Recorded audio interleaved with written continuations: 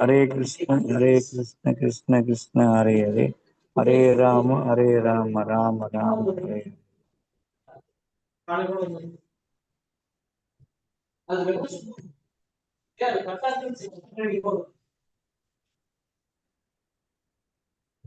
வெங்கட சுருக்கமா சொல்லுங்க. ஆர்விஎஸ்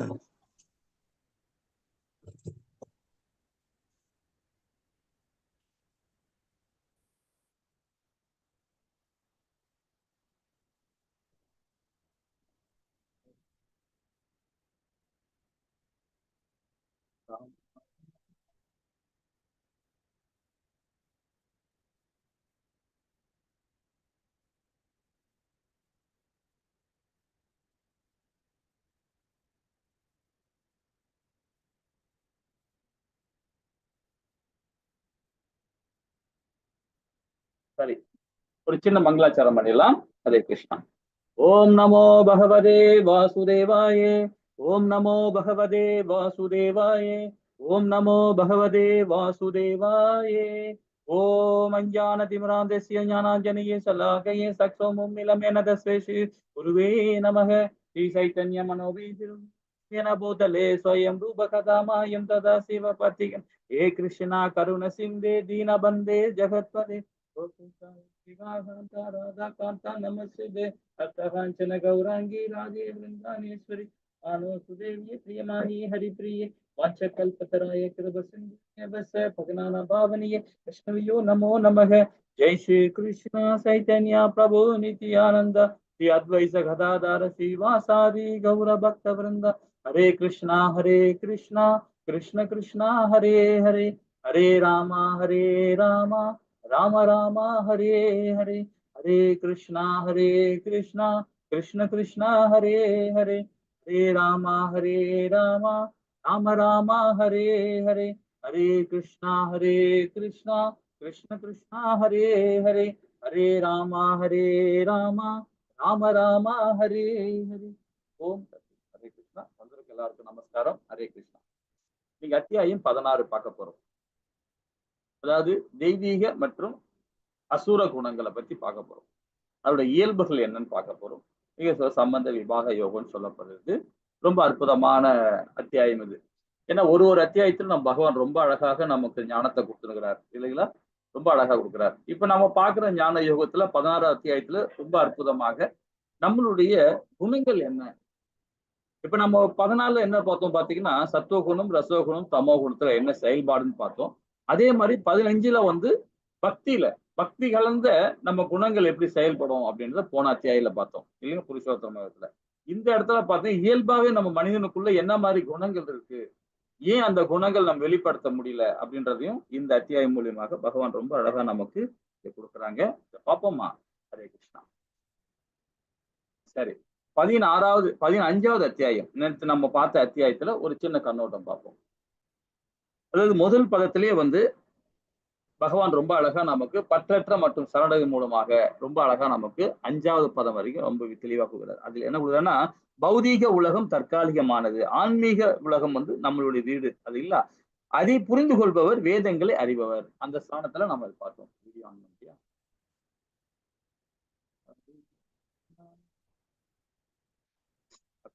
இப்ப அடுத்தது பாத்தீங்கன்னா 6ல இருந்து 11வது பதம் வரைக்கும், அதாவது ஜட உலகத்திலிருந்து ஆன்மீக உலகத்துக்கு செல்லுதல். அதோட சாராம்சம் பார்த்தீங்கன்னா, ஆன்மீக உலகின் பண்புகள் என்ன, பௌதிக உலகினோட பண்புகள் என்ன, பகவான் கிருஷ்ண இழந்த தொடர்பு புதுப்பிக்கிறார். அந்த ஸ்தானத்துல நம்ம 11வது பதம் வரைக்கும் நம்ம விரிவாக பார்த்தோம். 12ல இருந்து 15 இந்த உலகின் நமது பராமரிப்பாக பகவான் கிருஷ்ணன் நிலையை உணர்தல் இல்லைங்களா. வேதாந்தங்கள் மற்றும் வேதங்களின் சுருக்கம், அதாவது இதோட இந்த அத்தியாயத்தோட சாராம்சமா நாம் பார்த்தோம். 16ல இருந்து 20வது பதம் வரைக்கும் பார்த்தோம் இல்லைங்களா. ஹரே கிருஷ்ணா. சரி, இப்ப நாமும் இந்த அத்தியாயத்தோட ஒரு கண்ணோட்டம் பார்ப்போம், ஒரு சுருக்கத்தை பார்ப்போம். தேவ மற்றும் அசுர அதாவது சொல்லலாம் 1ல இருந்து 6வது பதம் வரைக்கும். இப்போ 7ல இருந்து 18 மாத்திரம் இல்ல, 24வது பதம் வரைக்குமே அசுர குணங்கள் தான் பத்தி சொல்றாரு. அந்த அசுர குணங்கள்ல நம்ம எப்படி இருந்தா நம்ம என்ன மாதிரி அடையிறோம் அப்படின்றதையும் நமக்கு தெரியும். அதோட விளைவுகள் என்ன, அதுல முன்னேற்றம் அல்லது கீழ் செல்லுதல் ஆகியவை பற்றி நம்ம ரொம்ப விரிவா நம்ம இதை பார்க்க போறோம். அது நம்ம எப்படி தேர்ந்தெடுக்கிறதையும் நம்ம பார்ப்போம் இன்னைக்கு, இல்லைங்களா? அந்த குணங்களை பத்தி இது 7ல இருந்து பாத்தீங்கன்னா 24 பதம் வரைக்கும், 24வது பதம் வரைக்குமே நமக்கு வந்து கம்ப்ளீட்டா நமக்கு வந்து பாத்தீங்கன்னா இந்த அசுர குணங்களை பத்தி தான் சொல்ல போறாரு. ஏன்னா நமக்குள்ள நிறைய அசுர குணங்கள் இருக்கு, நம்ம தெரியாம இருக்கிறோம். எது அசுர குணங்கள், எது தெய்வீக குணங்கள் நம்ம தெரியாம இருக்கிறோம். அது நம்ம இன்னைக்கு பார்க்க போறோம். ஏன்னா நம்ம இயல்பாவே நாம செயல்பட்டு இருப்போம். ஆனா அது அது வந்து நம்ம என்ன குணம் நமக்கு தெரியாம செயல்பட்டுட்டே இருப்போம், இல்லைங்களா? அது இப்ப இத இத படிச்ச உடனே நமக்கு விவரம் புரிய ஆரம்பிக்கும். ஓ, இதெல்லாம் அசுர குணங்களா அப்படின்னு நம்ம நினைக்க ஆரம்பிச்சிடும். அப்ப அதுல இருந்து நாம எப்படி செயல்படணும்ன்றத நாமளே வந்து ஒரு அழகா நம்ம இந்த கீதையை படிச்சிருந்து அதுக்கப்புறமா நம்ம செயல்ல காட்ட ஆரம்பிச்சிருவோம். சரி, இதை பார்ப்போமா எப்படி என்ன சொல்லியிருக்கான்னு பார்ப்போம். இந்த நிகழ்ச்சி ஏற்பாடுபடுத்த ஸ்ரீ ஸ்ரீ ராதா கோவிந்தா இஸ்கான் பார்த்து ஆரம்பிப்போம். ஜெய் ஸ்ரீ கிருஷ்ணா சைத்தன்ய பிரபு நித்யானந்த ஸ்ரீ அத்வைச கதாதார ஸ்ரீவாசாதி கௌர பக்தவரும் ஜெய். ஹரே கிருஷ்ணா கிருஷ்ணா கிருஷ்ண ஹரே ஹரே ஹரே ராம ராம ராம ஹரி. இப்போ 1ல இருந்து 1, 2, 3 இந்த 3 பதங்களுமே வந்து பாத்தீங்கன்னா பகவான் வந்து தெய்வீகமான குணங்களை பத்தி ரொம்ப அழகா கொடுக்குறாரு. முக்கியமா வந்து இப்ப இந்த இந்த இந்த இந்த என்ன குணங்கள் பாத்தீங்கன்னா தெய்வீகமான குணம் மொத்தம் வந்து பாத்தீங்கன்னா 26 தெய்வீகமான குணம் 1ல இருந்து 3வது பதம் வரை. அப்போ அசுர குணங்கள் வந்து 6. அசுர குணங்கள் மொத்தம் 6, தெய்வீக குணங்கள் மொத்தம் 26. இது ரெண்டுமே இந்த 6மே 26மே நமக்குள்ளதான் இருக்கு. அந்த அந்த குணங்கள் எப்படி மாறுது அப்படின்றதையும் நாம ஒரு ஸ்லோகம் ஒரு இது மூலியமா பகவான் நம்ம கொடுக்க போறார். அதையும் நாம தெளிவா படிக்கலாம். சரி, இதுக்கப்புறமா இந்த 6வது பதம் வரைக்கும் முடிஞ்ச பிறகு 7வது பதத்துக்கு மேல நாம் ஆரம்பிக்கும் போது, அதாவது ஸ்ரீமத் பாகவதத்துல சொல்லப்பட்ட அந்த இதிகாசங்கள் மூலியமாக நாம வந்து இந்த குணங்களை பத்தி எப்படி நம்ம படிக்க போறோம், ஓகேங்களா? சரி, இப்போ இந்த இடத்துல பகவான் புருஷோத்தரமான முழுமுழுக்காக கூறினார். என்ன சொல்றாரு பாருங்க. அச்சமின்மை. அச்சமின்மை என்று சொல்லும் போது பாத்தீங்கன்னா ஆன்மீக தன்மையில உள்ளவங்களுக்கு ரொம்ப இயல்பாகவே அந்த அந்த குணங்கள் இருக்கும். ஆனா அதே பௌதிகவாதிகளுக்கு கொஞ்சம் அது வந்து பாத்தீங்கன்னா கொஞ்சம் பயப்படுவாங்க. சில பேர் பயப்படுவாங்க, எதுக்கு இந்த பிரச்சனை அப்படின்னு போயிடுவாங்க,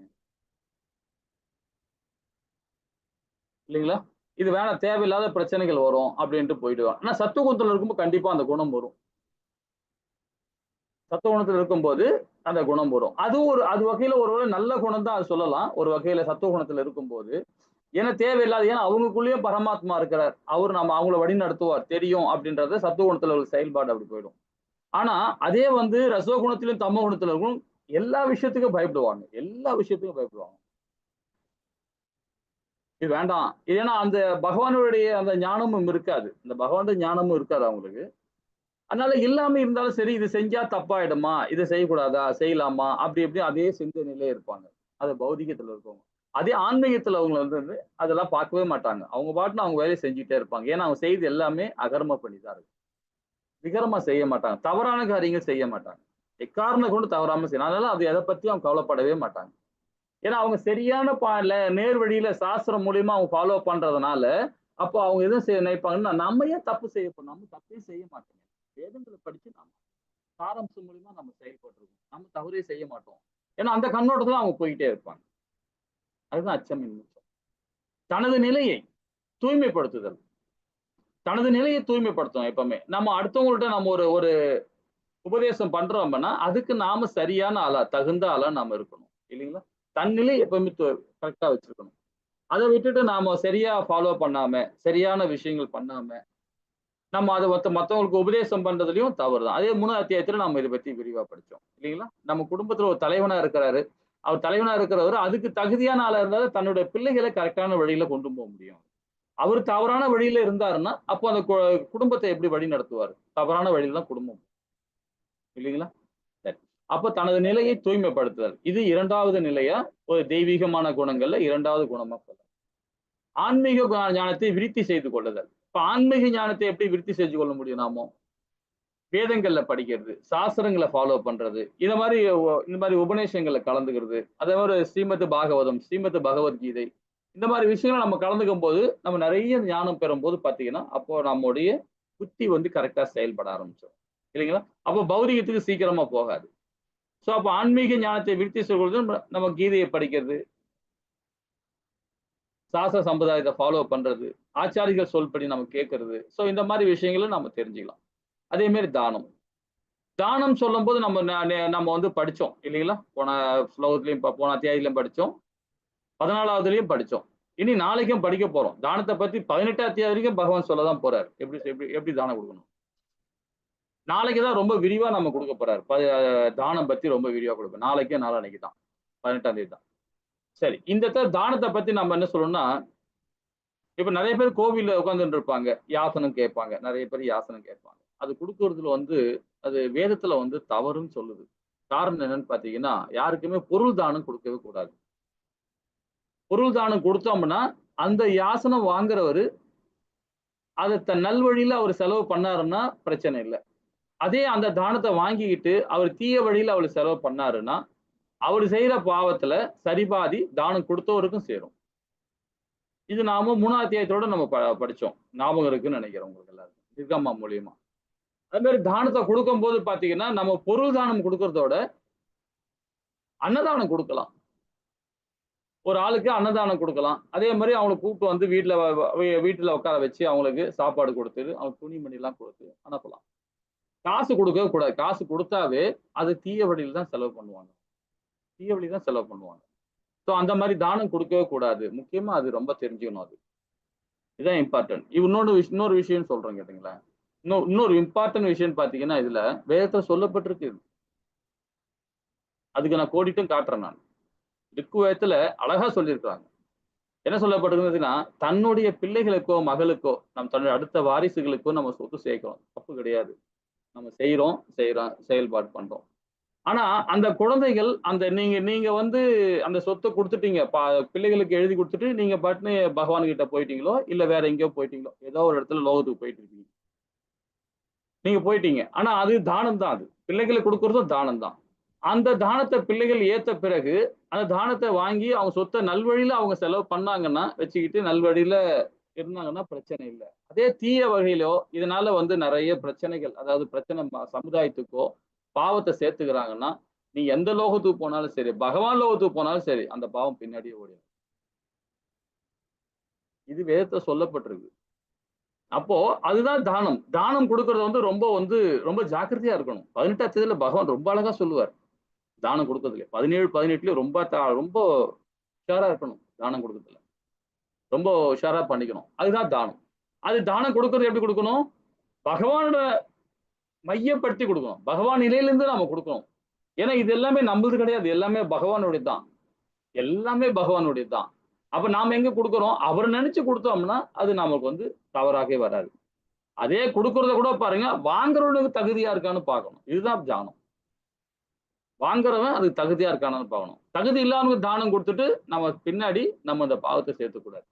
அது ஒண்ணு. தெய்வீகமான குணங்கள்ல தானம் ஒண்ணு. சுய கட்டுப்பாடு.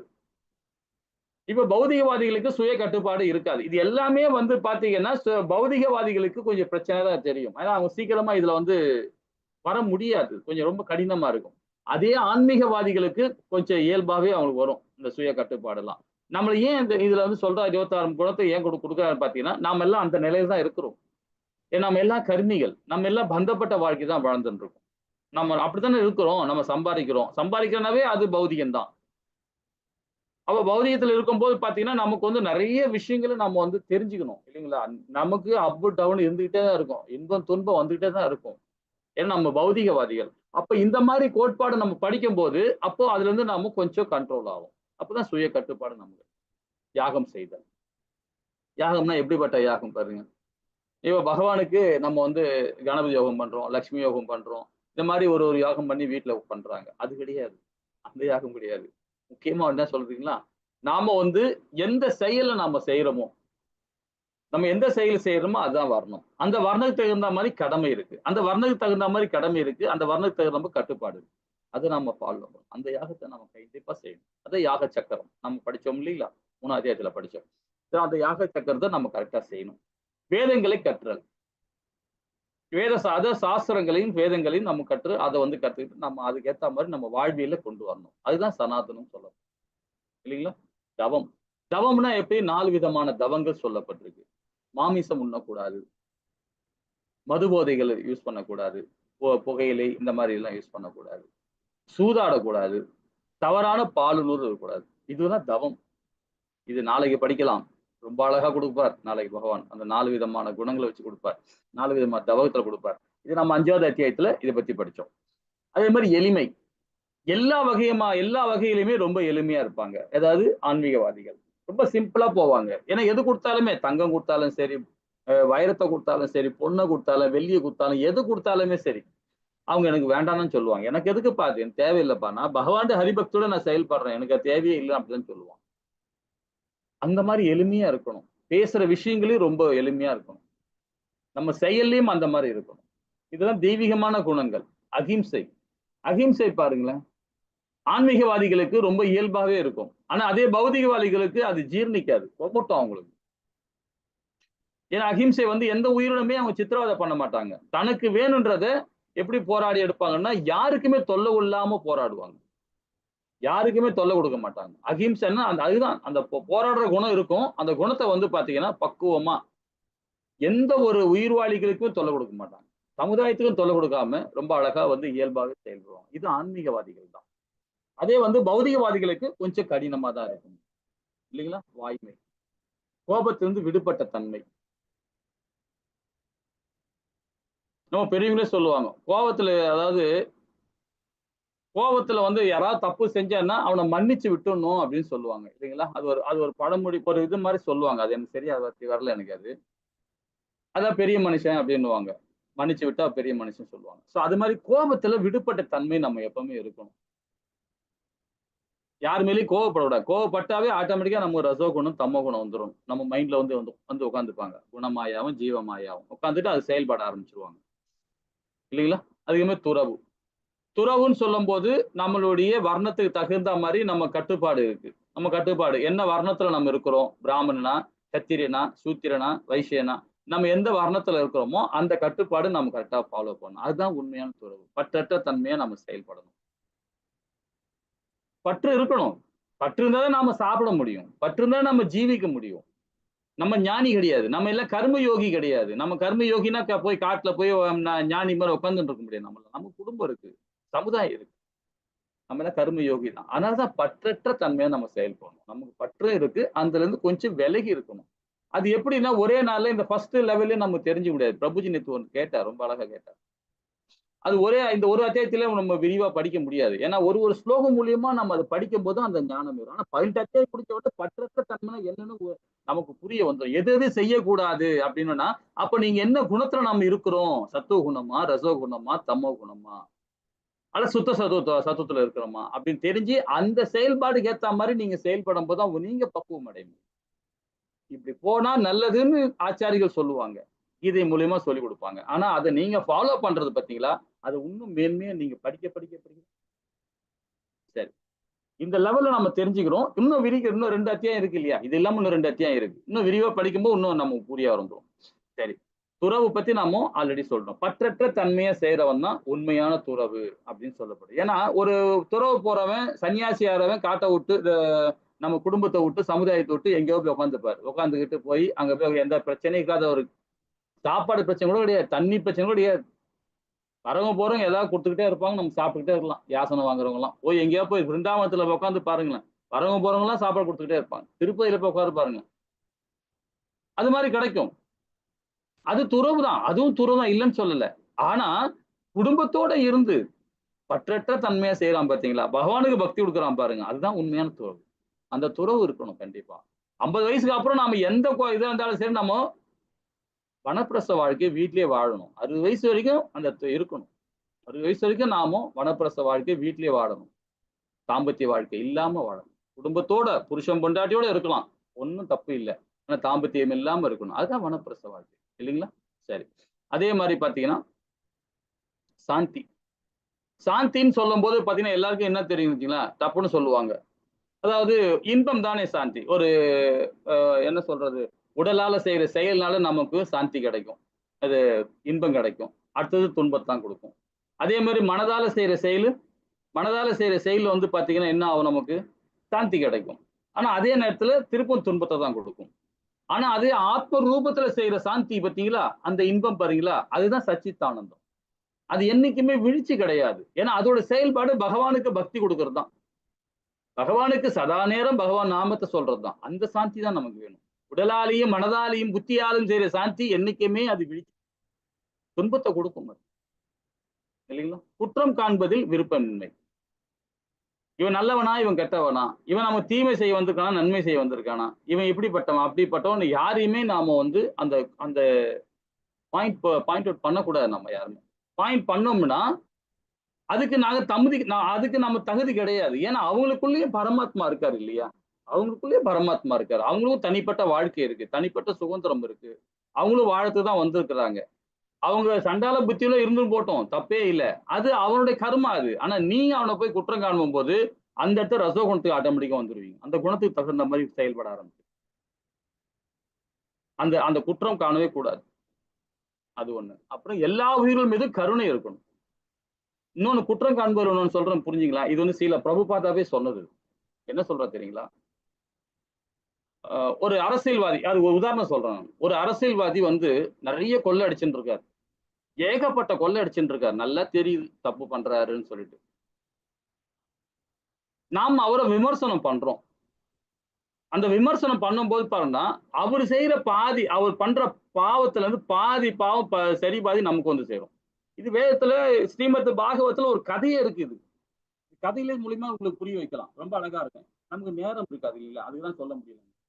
ஆனா அது புரிஞ்சுக்கணும். ஒரு அரசியல்வாதி நம்ம குறை சொல்லிக்கிட்டே இருக்கோம்னா ஆட்டோமேட்டிக்கா அவன் குறை சொல்லியிருந்தான், அவன் வந்து தப்பானதான் போயிட்டு இருக்கான். அவன் தப்பான ஆள் தான் அவன். அவர் அந்த அந்த ஆத்மா தப்பான ஆத்மா தான் அது.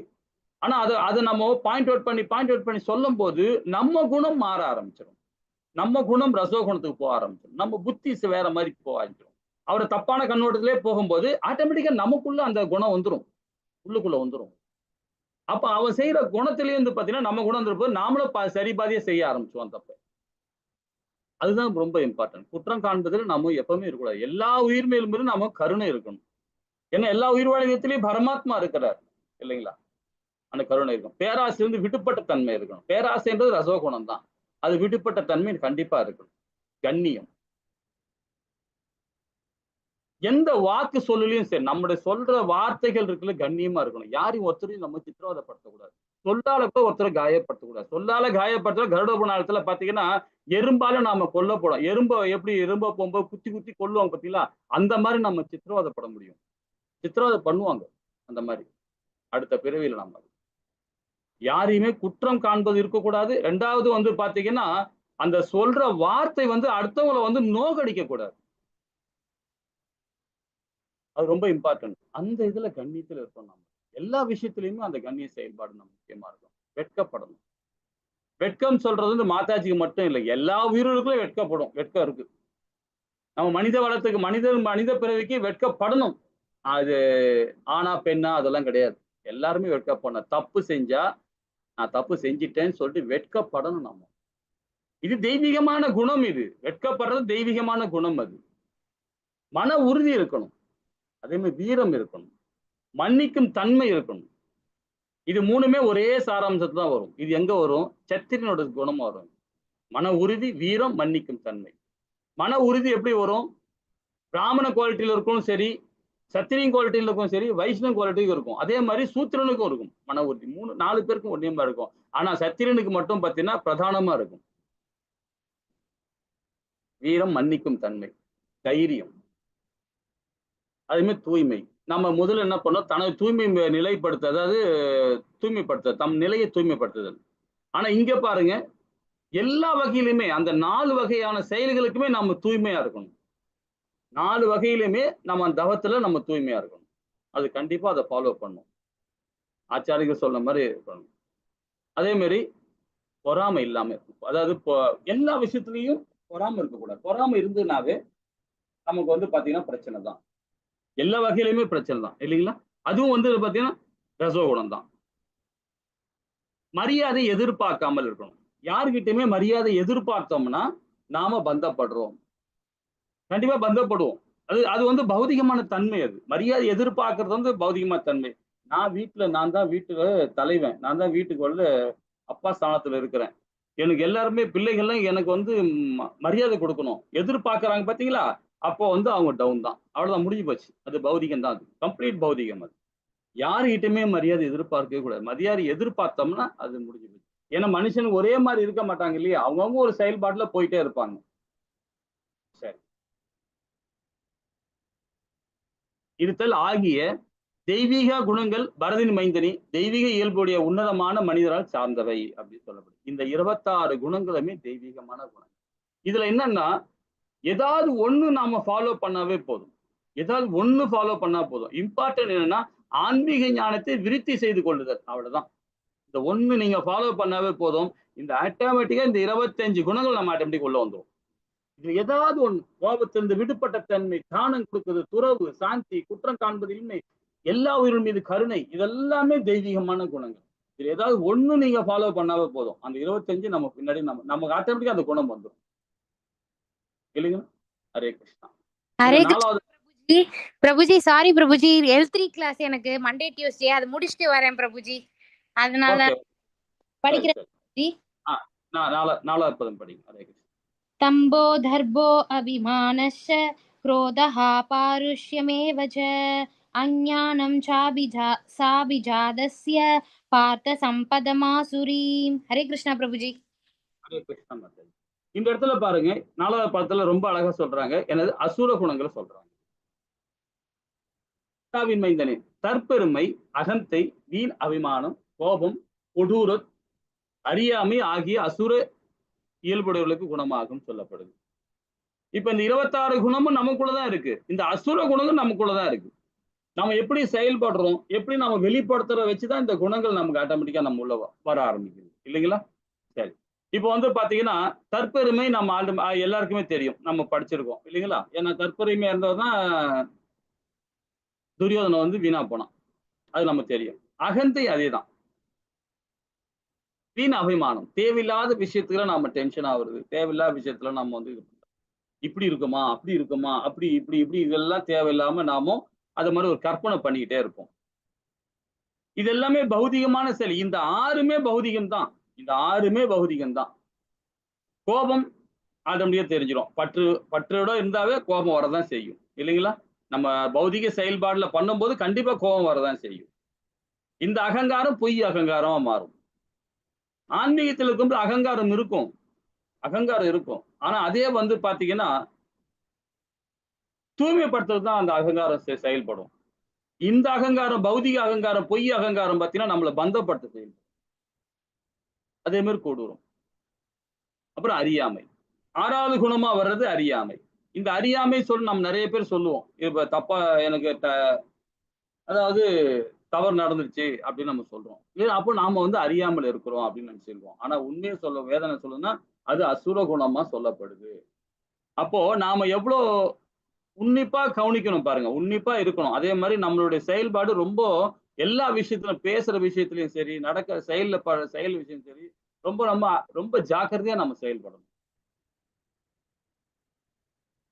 எதுக்கு சொல்ல வரேன்னா, அந்த மாதிரி நம்ம செயல்பட ஆரம்பிச்சோம்னாமே ஆட்டோமேட்டிக்கா நம்ம அந்த குணங்கள் மாற ஆரம்பிச்சிடும்.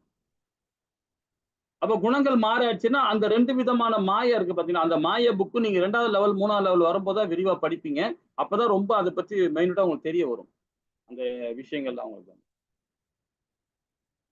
அந்த குணமாயா ஜீவமாயா சொல்றத பாத்தீங்கன்னா நம்மளுடைய புத்தியை சிதறடிப்பாங்க. நம்ம எவ்வளவு டாக்டர் படிச்சிருப்போம், இன்ஜினியர் படிச்சிருப்போம், பௌதிகத்துல நிறைய பட்டம்லாம் வாங்கியிருப்போம். ஆனாலும் அந்த புத்தியை நம்மள வந்து செயல்படாம பண்ணும். பௌதிக தன்மையிலேயே வச்சுட்டு இருப்போம் அந்த மாய. அதான் நம்ம அறியாமை சொல்றதே வந்து அதுவும் ஒரு அசுர குணம் தான். அது நமக்குள்ளே இருக்கு. நாம அதை பார்த்து ரொம்ப ஜாக்கிரதையா நம்ம நடக்கணும். ஹரே கிருஷ்ணா. 5வது பதம் மாதாஜி. ஹரே கிருஷ்ணா. दैवी संबत् विमोक्षाय निपन्दायासुरी मता माचु सह संपतं दैवीम अभिजातो असि पांडव. हरे कृष्णा प्रभु जी. ஹரே கிருஷ்ணா மாதாஜி. தெய்வீக குணங்கள் முத்தி தரக்கூடியவை, அசுர குணங்கள் பந்தப்படுத்துபவை. ஆண்டுவின் மைந்தனி, கவலைப்படாதே. நீ தெய்வீக குணங்களும் பிறந்திருக்கிறாய். இல்லைங்களா? ஆனா அவங்க பஞ்சபாண்டவர்கள் எல்லாமே பாண்டு பசங்க எல்லாருமே வந்து பாத்தீங்கன்னா பாண்டவர்கள் எல்லாருமே வந்து ஒரு பகவானுடைய வரப்பிரசாத் தான். நம்மளும் அப்படிதான். நம்மளும் வந்து எல்லாமே அப்படிதான். நம்ம செஞ்ச கர்மத்துக்கு ஏத்த மாதிரி நம்ம ஒரு ஒரு குளத்துல பிறக்கிறோம். அது ஒரு பக்கம் இருக்கட்டும். ஆனா நம்ம எல்லாரும் இந்த ஜீவராசி வந்தவங்க எல்லாமே பகவானுடைய அம்சம் போது எல்லாமே பகவானுடைய வரப்பிரசாதம் தான் நாம எல்லாருமே. ஆனா நம்முடைய செயலால தான் நாமும் மாற்றம் இருக்குமே தவிர, ஆனா நம்ம எல்லாமே பகவானுடைய வரப்பிரசாதம் தான். நாம எப்படி செயல்படுறத வச்சு தான் நம்மளுடைய செயல்பாடுக்கு தகுந்த மாதிரி தான் நம்ம ஒரு அடுத்த நிலையை நம்ம உருவாக்குறோம் இல்லைங்களா? அது பகவானையோ மத்தவங்களுடைய சமுதாயமோ கிடையாது. நாம தான் அதுக்கு செயல்படுறோம். 6வது பதம் என்ன சொல்லுது பார்ப்போமா? ஹரே கிருஷ்ண மாதாஜி. द्वौ भूतसर्गौ लोके अस्मिन् दैव आसुर एव च दैवो विस्तरक्षः प्रोक्त आसूरं पार्थ मे शृणु। हरे कृष्ण प्रभु जी। ஹரே கிருஷ்ண மாதாஜி. மைந்தனி, இவ்வுலகில் உள்ள படைக்கப்பட்ட உயிர்வாழிகளில் தெய்வீகமானவர்கள் அசுரர்கள் என இரு வகையில் உள்ளனர். தெய்வீக குணங்களை பற்றி ஏற்கனவே விவரமாக உனக்கு விளக்கினேன். இனி அவர்களின் குணங்களின் என்னிடமிருந்து கேட்பாயாக. எங்க அசுர குணங்களோட பத்தி இனிய ஃபுல்லாவே இந்த 7ல இருந்து 24வது பதம் வரைக்குமே, கடைசி பதம் வரைக்குமே அசுர குணத்தை தான் சொல்ல போறாரு. ஏன்னா அதுதான் நம்ம பிரதானம். நம்ம எல்லாருக்கும் இருக்கிற குணம் அதுதான். நம்ம தெரியாம இருக்கிறோம். எது அசுரம் எது தெய்வீகம் தெரியாம இருக்கிறோம். இப்ப நம்ம அதை புரிஞ்சுக்க போறோம். புரிஞ்சுக்கிட்டு நம்ம என்ன செயல்பாடு நம்ம மாற்றம் ஏற்படும். இது ஒரு ஸ்டோரி மூலியமாக நம்ம இவ படிக்க போறோம். இது எப்படின்னா ஸ்ரீமத் பாகவத்துல சொல்லப்பட்டிருக்காங்க. இப்ப ஸ்ரீமத் பாகவத்துல ஒரு பெருமுனி ஒருத்தர் இருக்கிறார். அதாவது பெருமுனின்னா பிரஜாபதின்னு சொல்லுவாங்க. 7 பெருமுனி. அதாவது பகவான் வந்து பாத்தீங்கன்னா பிரம்மாவை படைக்கிறார். பிரம்மாவை யாரு படைக்கிறார்? 4 சனத்குமார்கள். அப்புறம் 7 பெருமுனிகள். அதுல ஒரு பெருமுனின்னு சொல்றது பிரஜாபதின்னு சொல்லப்படுறது கசிப முனிவர். ஸ்ரீமத் பாகவத்துல அவரை பத்தி சொல்லி அந்த 7 பேருமே ஸ்ரீமத் பாகவத்துல சொல்லப்பட்டிருக்காங்க. அவங்க 7 பேருடைய ஹிஸ்டரியும் படிச்சிருக்கோம். ஸ்ரீமத் பாகவத்துல வரும். ஆனா இவங்களை மட்டும் கசிப முனிவரோட குறிப்பா சொல்ல வருதுன்னு கேட்டீங்கன்னா, அவருக்கு 2 மனைவிகள் பிரதான மனைவிகள் இருக்காங்க. மொத்தம் 12 பேர் அவருக்கு கசிப முனிவர்கள் மனைவி இருக்காங்க. அதுல இவங்க 2 பேர் ரொம்ப இம்பார்ட்டன்ட். ஏன் அப்படி சொல்றோம்னா அதிதி, திதி. அதிதியோட தாய் அதிதி வந்து யாருன்னு பாத்தீங்கன்னா தேவர்களோட தாயார். தேவர்லாம் இருக்காங்க இல்லையா? சந்திர பகவான், வாயு பகவான் இவங்க இருக்காங்க இல்லையா? அந்த மாதிரி உள்ள தேவர்கள்லாம் வந்து இந்திரன் இவங்க எல்லாருக்குமே வந்து தாய் யாருன்னு பாத்தீங்கன்னா அதிதி. அப்புறம் வந்து இரணிகசிபு, இரணியன், ராவணன் இவெல்லாம் இருக்காங்க பாத்தீங்களா? இவங்க எல்லாருமே வந்து தாய் யாருன்னு பாத்தீங்கன்னா திதி. அவங்க பேர் திதி. இவங்க பேர் அதிதி, இவங்க பேர் திதி. இன்னும் 12 மனைவிகள் இருக்காங்க. அதை பத்தி எல்லாம் விரிவா நாமும் பின்னாடி 2வது லெவல்ல வரும்போது நம்ம படிப்போம். இவங்க எல்லாமே இவங்க இந்த மொத்தம் வந்து 88 பெண் பிள்ளைகள் இருக்காங்க. அந்த 88 பேர்ல வந்து 12 பேரை கசிப முனிவர் திருமணம் பண்ணிக்கிறார். அதுல 27 பெண்களை வந்து சந்திர பகவான் கல்யாணம் பண்ணிக்கிறார். 27 நட்சத்திரங்கள் சொல்றோம் பார்த்தீங்களா? 27 நட்சத்திரங்கள் அவங்க வந்து சந்திர பகவான் திருமணம். சரி, இது ஒரு பக்கம் இருக்கட்டும். இப்ப கசிப முனிவரை பத்தி படிப்போம். திதியும் அதிதியை பத்தி படிப்போம். இப்ப திதி அதிதி இவங்க 2 பேரை வச்சுதான் நாம இப்ப இந்த இதை பார்க்க போறோம். இப்ப நான் ஆல்ரெடி சொல்லிட்டேன். அசுரர்களோட தாய் யார் சொல்லியிருக்கேன்? திதி. தேவர்களோட தாய் வந்து அதிதி. இப்போ 2 பேருக்குமே தந்தை அவங்க அசுரருக்கும் தேவர்களுக்கும் தந்தை யாரு? கசிப முனிவர். சரிங்களா? இப்போ வாசுதேவன்றவரும் அவரும் கசிப முனிவர் தான். அவர்கிட்ட பகவான்கிட்ட வரம் வாங்கிட்டு வந்திருக்கிறார். கசிப முனிவர் தான் அவதாரம் வந்து இங்க வந்து வாசுதேவரா இருக்கிறார். வாமன அவதாரம் எடுக்கும் போதும் அவரு கசிப முனிவர் பிள்ளையா தான் பிறக்கிறார். விஷ்ணுவும் வந்து கசிப முனிவர் தான் பிள்ளையா பிறக்கிறார். சோ இவங்க 3 பேருமே வந்து அவதாரம் கொடுக்கறது கசிப முனிவர் தான். தந்தை தான். அவர் தான் தந்தை. சரி, இந்த இடத்துல வந்து நம்ம இப்போ இருக்கோம். இப்ப அதிதி திதி. இப்ப திதி வந்து பாத்தீங்கன்னா எப்படிப்பட்டவோ நம்ம சொல்லிட்டோம். அதாவது ஒரு பொறுப்பு இருக்காது, பொறாமை இருக்கும், அந்த மாதிரி குணங்கள் உள்ளவங்க யாரு? திதி. அதிதி வந்து அப்படி கிடையாது. எல்லா விஷயத்திலுமே ரொம்ப பொறுமையா செயல்படுவாங்க. எல்லாரையும் ஒண்ணு போல பார்ப்பாங்க. தெய்வீகமான குணங்கள் உள்ளவங்க அதிதி. திதி வந்து பாத்தீங்கன்னா கொஞ்சம் அசுர குணங்கள் இருக்கும் அவங்களுக்கு. இது ஸ்ரீமத் பாகவத்துல 3வது காண்டத்துல 14வது அத்தியாயத்துல 11வது ஸ்லோகத்துல சொல்லப்பட்டிருக்காங்க. என்ன சொல்லிருக்காங்க பாத்தீங்கன்னா, எனவே உமது முழு கருணையாலும் என் மீது வைப்பதின் மூலம் என்னிடம் அன்புடன் நடந்து கொள்வீராக. நான் புத்திரர்களை பெற வேண்டும் என விரும்புகிறேன். எனது சக்காலத்தியான செல்வ செழிப்பை கண்டு நான் துன்புறுகிறேன். இவ்வாறு செயல்படுவதன் மூலம் நீங்கள் மகிழ்வீர்களா அப்படின்னு கேட்கிறாங்க. யாரு? திதி கேட்கிறாங்க. அசுரோட தாய் கேட்கிறாங்க. கசிப முனிவர் தன்னுடைய கணவர்கிட்ட கேட்கிறாங்க. கணவர் அப்பதான் வந்திருக்கிறார். அவர் காட்டுக்கு போனாவே 10 வருஷம், இது 100 வருஷம், 10,000 வருஷம், 1000 வருஷம் தவம் வருவார். ஒரு அப்படிப்பட்ட ஒரு தன்னோட குடிலுக்கு வந்திருக்கிறார். திதியோட குடிலுக்கு வந்திருக்கிறார். உடனே இந்த அம்மா கேள்வி கேட்குது. சக்காலத்தி யார சொல்றாங்க? தன்னுடைய சகோதரி தான் அவங்க, அதிதிய. அவளுக்கு மட்டும் நல்ல பிள்ளைகள் பிறந்திருக்கிறாங்க. எனக்கு பிள்ளைகள் எல்லாமே அசுர பிள்ளைகளா பிறந்திருக்கிறாங்க. அவங்களை கொல்லுறானே இந்திரன், அவனை கொல்லக்கூடிய மகன் எனக்கு வேணும் அப்படின்றத திதி கேட்கிறாங்க. அது மாதிரி பிள்ளைகள் எனக்கு கொடுங்க அப்படின்னு கேட்கிறாங்க. அப்போ கசிப முனிவர் சொல்றார், நான் இப்பதான் வந்திருக்கிறேன், அதுக்கு ஒரு கால நேரம் இருக்கு. உனக்கு புத்திர பாக்கியம் கொடுக்குறேன், கண்டிப்பா கொடுக்குறேன். அதுக்கு ஒரு கால நேரம் இருக்கு, அது வரைக்கும் அமைதியா இருன்றாங்க சொல்றார். ஆனா இந்த அம்மா கேட்க மாட்டேங்குது. அதுக்கு தேவையில்லாத, அதாவது சம்பிரதாயத்தை சொல்லப்படாத விஷயங்கள்லாம் சொல்றாங்க. கேட்கக்கூடாத விஷயங்கள்லாம் அவங்க கேட்கிறாங்க. இது கால நேரம் இல்லைன்னு சொல்றார் கசிப முனிவர். அதுக்கு உகந்த நேரம் வரும், கண்டிப்பா உனக்கு புத்திர பாக்கியம் கிடைக்கும் அப்படின்னு கசிப முனிவர் சொல்றார். அந்த தாய் வந்து கேட்க மாட்டேன்றாங்க. அப்போ அவங்களோட குணங்கள் எப்படி இருப்பாருங்க? திதியோட குணங்கள் சுயநலம் இருக்கு. தனக்கு வேணும் அப்படின்றதுல ஒரு குறியோட இருந்துகிட்டு ஒரு குறிக்கோள் வச்சிருக்காங்க. இதான் அடையணும்ன்ற ஒரு குறிக்கோள் வச்சுன்னு அதுல ஒரு சுயநலம் வச்சிருக்காங்க. அவங்க பொறுமை இல்லை, காமம் இருக்கு, பொறாமை இருக்கு. சக்காலத்தின்னு சொல்லிட்டாங்க. தன்னுடைய சகோதரி தான் அவங்க, கூட பிறந்த சகோதரி. அவங்க பிள்ளைகளை நல்வழியில் இருக்கிறாங்களே, என் பிள்ளைகள் இது மாதிரி இல்லையேன்னு சொல்லிட்டு ஒரு பொறாமை. சுயநலத்திற்காக தத்துவம் பேசுறது. அதே மாதிரி தர்மத்தை அலட்சியம் செய்யறாங்க திதி. இதே ஸ்ரீமத் பாகவத்தில் 8வது காண்டத்துல 16வது அத்தியாயத்துல 2வது பதத்துல சொல்லப்பட்டிருக்காங்க. என்ன பாருங்கன்னா, பற்பல நாளுகளுக்கு பிறகு மிகவும் சக்தி வாய்ந்தவரான கசிப முனிவர் தமது சமாதி நிலையில் இருந்து எழுந்தார். அதிதியின் ஆசிரமத்திற்கு திரும்பி சென்றார். அவர் அது மகிழ்ச்சிகரமான நிலையில் இல்லாததை கண்டார். இப்போ இந்த இடத்துல பார்த்தது 3வது காண்டத்துல அதிதியை பத்தி, திதியை பத்தி. இப்ப அதிதியை பத்தி பாக்குறோம். அதிதியில பார்க்கும்போது 8வது காண்டத்துல வருது. 8வது காண்டத்துல என்ன சொல்லப்படுறார்? அப்பதான் வரார் கசிப முனிவர்.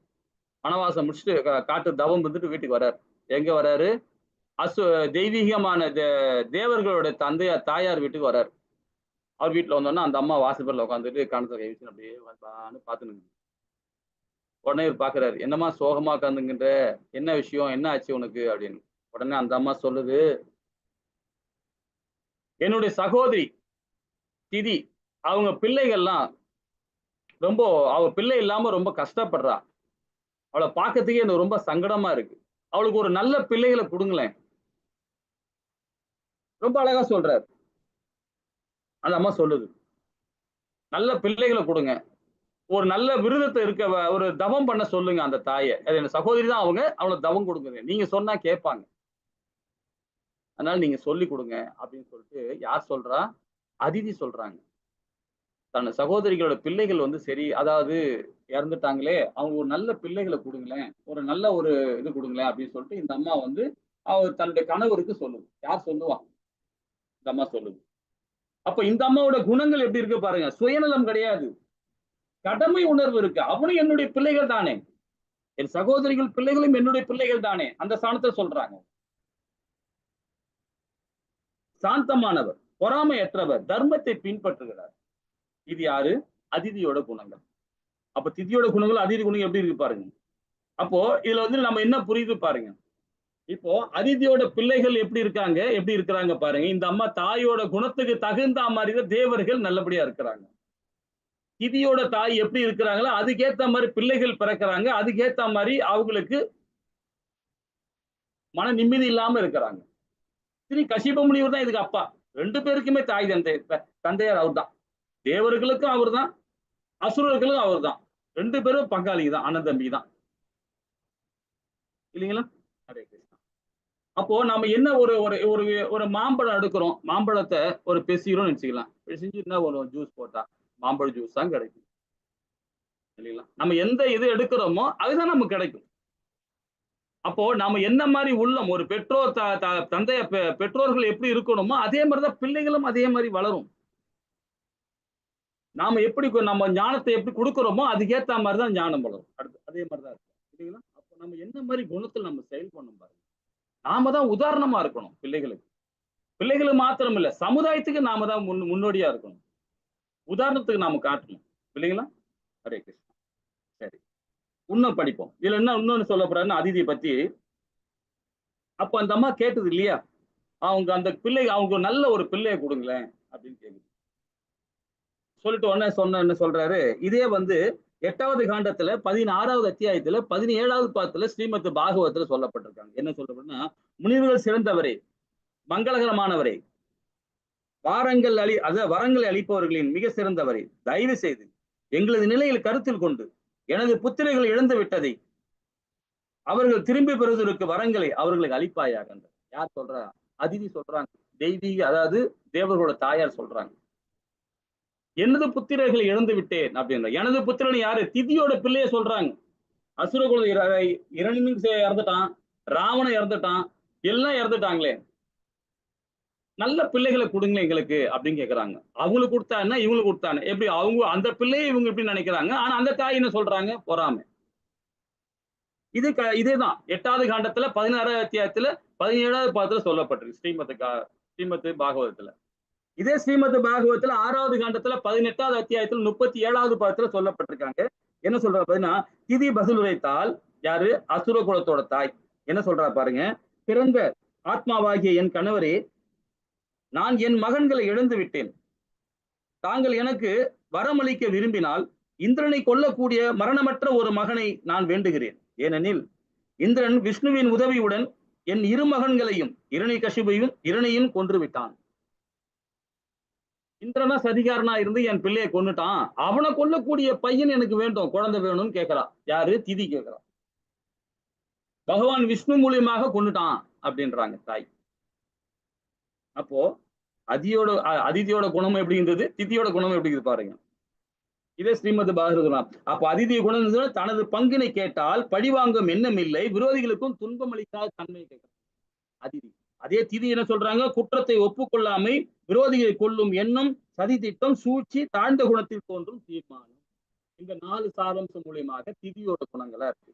பார்த்தார் கசிப முனிவர், என்னடா இது, 2 குழந்தைகளுக்கும் நான் தான் தந்தையார், 2 மத்தளம் மிருதனத்தை 2 மத்தளங்கள் பார்த்தீங்கன்னா அந்த மாதிரி மாட்டிக்கிட்டாரு இடையில. இது என்ன பண்ணலாம் அப்படின்னு யோசனை பண்றாரு. இது ரொம்ப பெருசா போகும் ஸ்டோரி, நம்ம டைம் இல்ல, சுருக்கமா படிக்கலாம். அப்புறம் பகவான் கிட்ட போய் முறையிடுறார், அப்புறம் அவருடைய ஆச்சார்கிட்ட முறையிடுறார். அப்புறம் அவங்க எல்லாம் சொல்லி அப்புறமா என்ன சொல்றாங்க, அப்ப இவருக்கு ஒரு ஞானம் கிடைக்குது. என்ன மாதிரி ஞானம் கிடைக்குது பாத்தீங்கன்னா, 2 பேருக்குமே விரதம் இருங்க அப்படின்றாங்க. 2 தாயாருக்குமே விரதம் இருங்க, 2 மனைவிட்டையும் சொல்றாரு. திதி கிட்ட சொல்றார், நீ பும்சோன விரதம் இரு அப்படின்றாங்க. இந்த அம்மா கிட்ட பாத்தீங்கன்னா பயோ விரதம் இருன்றாங்க. யாருகிட்ட? தேவர்கள் தாயார்கிட்ட பயோ விரதம் இரு. அப்ப பயோ விரதம் இருந்த பிறகு அந்த அம்மாவுக்கு பகவானே பிறப்பார். 3 வாட்டி பகவான் அவங்களுக்கு பிள்ளையா பிறக்கிறார். அதுதான் வாமன அவதாரம், பகவான் விஷ்ணு, இந்த மாதிரி இவர் வரார். நம்ம முழு கடவுளாக பகவான் கிருஷ்ணர் அவதாரம் கொடுக்கிறார். இந்த அம்மாவுக்கு பாத்தீங்கன்னா 48 மருதுகள் பிறக்கிறாங்க இவருக்கு. யாருக்கு? திதிக்கு பிறக்கிறாங்க. அந்த விரதம் இருந்தனால, அதாவது பும்சோன விரதம் இருந்தனால. அதே ஸ்ரீமத் பாகவத்துல 8வது காண்டத்துல 16வது அத்தியாயத்துல 20வது பாத்துல சொல்லப்பட்டிருக்கு. என்ன சொல்லப்பட்டிருக்காங்க பாத்தீங்கன்னா, அன்புள்ள அதிதி, பரமபுருஷ பகவானின் பக்தி தோன்றி ஈடுபடுவாயாக. அவரே அனைத்திற்கும் எஜமானர். அவரால் எல்லோருடைய எதிரிகளையும் அடக்கிவிட முடியும். மேலும் அவர் எல்லோருடைய இதயத்திலும் வீற்றிருக்கிறார். பகவான் கிருஷ்ணர் அல்லது வாசுதேவர் எனப்படும் அப்பரம புருஷரை பிரபஞ்சத்தின் ஆன்மீக குரு என்பதால் அவரால் மட்டுமே அனைவருக்கும் சர்வ மங்கள வரங்களை அளிக்க முடியும். ரொம்ப அற்புதமா சொல்றார். யாருக்கிட்ட? அதிதிகிட்டையும் சொல்றார், திதிகிட்டையும் சொல்றார். நீங்க இந்த மாதிரி 2 பேரும் இந்த விருது இருங்க, உங்களுக்கு நல்வழியான குழந்தைகள் பிறப்பாங்க அப்படின்னு சொன்ன உடனே இந்த அம்மா அதிதி என்ன பண்ணிட்டாங்க, தேவர்கள் தாயார் அவங்க போய் பயோ விரதம் இருக்க ஆரம்பிச்சிட்டாங்க. இந்த அம்மா திதி என்ன பண்ணிட்டாங்க, போய் புஷ்பவன விரதம் இருக்கான்ட்டாங்க. அந்த விரதம் இருந்த உடனே அவங்களுக்கு 48 மருதுகள். இந்த அம்மா நினைச்சுக்கிறாங்க, அந்த பிள்ளைகள் பிறந்த உடனே 48 பேர் வந்த பிறகு நாம் அவனை கொண்டுடுவோம் அப்படின்னு நினைச்சுக்கிறாங்க. இந்திரனை கொள்ளணும். கடைசியில பார்த்தா இந்திரனுக்கு சப்போர்ட் பண்றாங்க. அது ஒரு பெரிய கதை, அது பின்னாடி போகும். அது நம்ம இதிகாசங்களை படிக்கும் போது நம்ம ரொம்ப அழகா இருக்கும். சோ இங்க வந்து இது அதிதிக்கு வாமன அவதாரம் பகவான் தச அவதாரத்தை ஒரு அவதாரமா வாமன அவதாரம் எடுக்கிறார். இவங்களுக்கு 48 தப்பா சொல்லிட்டேன், 49 மருந்துகள் யாருக்கு திதி. அப்ப இந்த இந்த இந்த ஸ்டோரி மூலமா நான் என்ன தெரிஞ்சுக்கிட்டோம் பாருங்க நமக்கு எல்லாருக்குமே இல்லைங்களா? நமக்கு நம்மளுடைய செயலுக்கு ஏத்த மாதிரிதான் நம்மளுடைய வாழ்க்கையை நம்ம தீர்மானிக்குது. இது பகவானோ சமுதாயமோ நம்ம கணவரோ மனைவியோ பிள்ளைகளோ யாருமே கிடையாது, நாம தான். அது நாம தான் செய்யறோம். அந்த அந்த அந்த வாழ்க்கையை தீர்மானிக்கிறது நாம தான். அப்ப அந்த ஸ்தானத்துல இருக்கும்போது நான் எப்படி இருக்கணும் பாருங்க இல்லைங்களா? அப்ப தெய்வீகமான குணங்களும் நாம செயற்படணும். 26 குணங்கள் இருக்காது, ஏதாவது ஒரு குணத்தை நாம சேர்த்தனா போதும். ஒண்ணு இல்லைங்க, வெட்கப்படணுங்க. நாம தவறு செஞ்சிட்டோம், வெட்கப்பட்டாவே போதுங்க, தெய்வீகமான குணங்கள்ங்க. அது 25 குணங்களும் வந்துடும் ஆட்டோமேட்டிக்கா. நமக்கு வேதங்களை படிச்சா கூட போதும் இல்லைங்களா? அதே சொல்லிட்டே போலாம், நமக்கு டைம் இல்ல. 7வது பதம். ஹரே கிருஷ்ண மாதாஜி. प्रवृत्तिं च निवृत्तिं च जनाना वितुरासुराः न शौचं नाभिशाचारो न सत्यं देषु विद्यते. हरे कृष्णा प्रभुजी. ஹரே கிருஷ்ண மாதாஜி. அசுரத்தன்மை உடையவர்கள் என்ன செய்ய வேண்டும் என்று என்ன செய்யக்கூடாது என்று அறிவதில்லை. தூய்மையோ முறையான நடத்தையோ வாய்மையோ அவர்கள் காணப்படுவதில்லை. ஏன்னா அந்த குணத்துல வந்துட்டாங்க ஆட்டோமேட்டிக்கா. ரசோ குணத்திலையும் தமோ குணத்திலையும் வந்துட்டாங்க. அந்த குணத்துல வந்த பிறகு அந்த குணத்தை மறைக்கிற வேண்டிய, அந்த குணத்தை செயல்படுறா அப்படின்னு சொல்லி நம்ம தள்ளி விட்டுனே போகும். அது குணமாயா. ஜீவமாயா என்ன சொல்லும் தெரியுமா? நம்மளுடைய ஞானத்தை மறைக்கும், நம்மளுடைய புத்தியை மறைச்சிரும். அப்போ போதை தலைக்கேறின மாதிரி தான். அதுக்கு இது மாதிரி ட்ரிங்க்ஸ் எல்லாம் அடிக்கணும் அவசியமே இல்லை, கண்டதை குடிக்கணும் அவசியமே இல்லை, ஆட்டோமேட்டிக்கா அது வந்துடும். அந்த கர்வம் வந்துச்சுன்னா ஆட்டோமேட்டிக்கா ஓடி வந்துடும். அப்போ நம்ம எப்படிப்பட்ட தூய்மை இருக்காது, நம்ம கிட்ட தூய்மையே இருக்காது. தேவையில்லாம இந்த இந்த இதெல்லாம் குடிக்கும் போது பாத்தீங்கன்னா இன்னும் மோசமாயிடும் நாம இல்லைங்களா? உடலுக்கு ப்ராப்ளம், சமுதாயத்துக்கு ப்ராப்ளம், பொருளாதாரத்துக்கு ப்ராப்ளம் இது இல்லைங்களா? ஹரே கிருஷ்ணா. சரி, 8வது பதம் என்ன சொல்லுது பார்ப்போம். ஹரே கிருஷ்ணா மாதாஜி. असत्यम् अप्रदिष्टं ते जगताहूरणीश्वरम् अपरस्पर सम्भूतं किं मन्यत् कामहैतुकम्. हरे कृष्णा प्रभुजी. ஹரே கிருஷ்ணா மாதாஜி. ஹரே கிருஷ்ணா. அவர்கள் இவ்வுலகிலும் பொய் என்றும் அஸ்திவாரம் இல்லாதது என்றும் கட்டுப்படுத்தும் கடவுள் எவரும் இல்லை என்றும் கூறுகின்றனர். காம இச்சையால் உண்டாக்கப்பட்டதாகவும் காமத்தை தவிர இதற்கு வேறு காரணமே இல்லை என்றும் அவர்கள் தெரிவிக்கின்றனர். இப்ப இந்த குணத்துல இருக்கிறவங்க பாத்தீங்கன்னா காமம் தான் பிரதானமா இருக்கும் அவங்களுக்கு. பாத்தீங்களா, நாத்திக பேசுறவங்களை பாத்திருக்கீங்களா? காமத்தை தான், அவங்க காமம் தான் முக்கியமா இருக்கும். பாத்தீங்கன்னா நிறைய மனைவிகள் இருப்பாங்க அவங்களுக்கு, நிறைய விஷயங்கள் தப்பு தப்பா செயல்பாடு இருக்கும், அதுதான் பிரதானமா இருப்பாங்க அவங்க. நான் தான் கடவுள்னு சொல்லுவாங்க, நான் தான் இந்த வீட்டுக்கு எஜமானன்னு சொல்லுவாங்க, நான் சொல்றதை எல்லாரும் கேட்கணும்னு சொல்லுவாங்க இல்லைங்களா? சரி, 9வது ஸ்லோகம் என்ன சொல்லுது பாப்போம். ஹரே கிருஷ்ணா. அட்மின்ல வந்தாச்சா? லலிதா மாதாஜி இருக்காங்க பிரபுஜி. போடுறோம், நீங்க படிங்க. एतां दृष्टिम् अवष्टभ्य नष्टात्मानो लब्धुतयः प्रभवन्त्युग्रकर्माणः क्षयाय जगतो हिताः.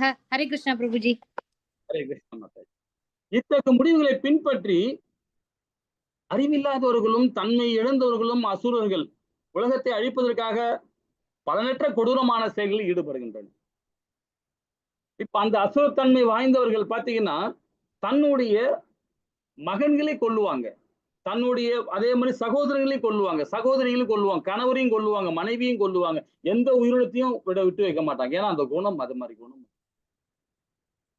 இப்ப ஒண்ணு இல்ல, நம்ம வந்து வாசுதேவரும் தாயாரும் வராங்க, தேவகி தாயார் திருமணமாகி அப்பதான் கூட்டின்னு வராரு. யாரு? கம்சன் தான் கூட்டின்னு வரான், ரதத்துல கூட்டின்னு வரான். கூட்டம் வந்துட்டு அசுரி சொல்லிச்சுன்னு சொல்லிட்டு என்ன பண்றான், அந்த வரும்போதே ஊருக்குள்ள வரும்போதே உடனே வாள் எடுத்து தன்னுடைய சகோதரியை பார்க்காம கொல்ல போறான். அப்ப எப்படிப்பட்ட குணங்கள் பாருங்க.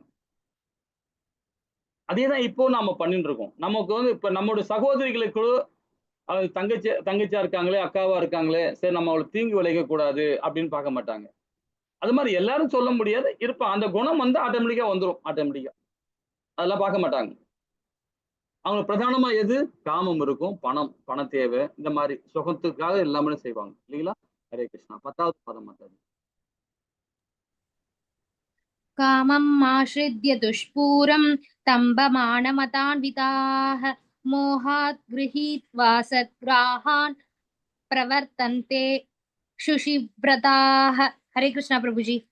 ஹரே கிருஷ்ணா மாதாஜி. அசுரத்தன்மை உடையவர்கள் திருப்தி அடையாத காமத்திடம் தஞ்சம் அடைந்து கர்வம் மற்றும் பொய் கௌரவத்தால் கவர்ச்சியில் மூழ்கி மயக்கப்பட்டுள்ளனர்.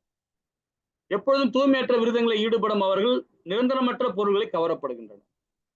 முக்கியமா பாத்தீங்கன்னா பௌதிகவாதிகள் நிரந்தரமே இல்லாத பொருளுக்கு தான் அவங்க ஆசையப்படுவாங்க. நிரந்தரம் இல்லாத பணம் நம்ம கிட்ட கையில இருக்குமா? பணம் எப்பவுமே இருக்குமா? ஓடிக்கிட்டே தான் இருக்கும் பணம். ஆனா அது மேலதான் நம்ம மோகமே இருக்கும் இல்லைங்களா? அதே மாதிரி இந்த உயிர் இது நிரந்தரமா? கிடையவே கிடையாது. 120 வருஷம், ஹையஸ்ட் 120 வருஷம், அவ்வளவுதான். அதுக்கப்புறம் முடிஞ்சு போச்சு. ஆனா இது மாதிரிதான் நம்ம பயங்கரமா பாசம் எல்லாம் இதெல்லாம் பண்ணிட்டு இருப்போம். நிறைய விஷயங்கள் ஈடுபாடா இருப்போம் சரிங்களா? சோ இது நிரந்தரமற்ற பொருள் மேல ரொம்ப ஆர்வமா இருப்பாங்க. யாருங்க? இந்த காமத்தோட அது அசுர குணத்துல உள்ளவங்க. ஹரே கிருஷ்ணா. பார்ப்போம் இன்னும் என்ன விரிவா சொல்றாரு பார்ப்போம். 11-12 மாதாஜி. ஒரு நிமிஷம் பிரபுஜி.